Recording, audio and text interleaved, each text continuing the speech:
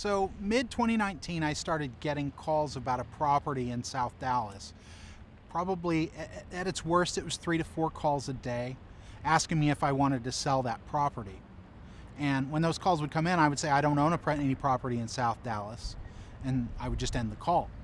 And that finally, about New Year's 2020, gentleman calls and I go, look, I don't own any property. And he goes, you do own this property. You should go and look at the county appraisal district's website. Your name is on this deed.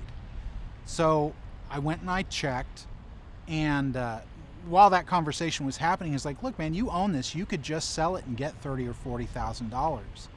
And I said, I've never bought this property. It's not mine. There's no way.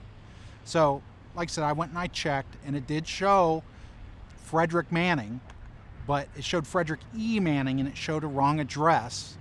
But it looked like somebody was trying to make this happen, to make this thing look like it was mine. And so initially I called around to my family and my friends. I'm like, you give me a house? And they're like, look, man, we like you, but not that much. So we went to the county clerk's office, and they printed us out a copy of this deed.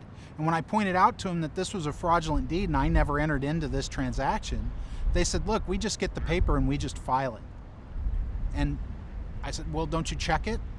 No, we just file it. That's what we're supposed to do. So after that, we had a copy of the deed. We had the notary's name.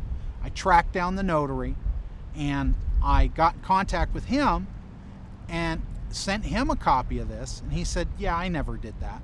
I've had this happen a few times before. I never did this. I never notarized that. That's an illegal stamp.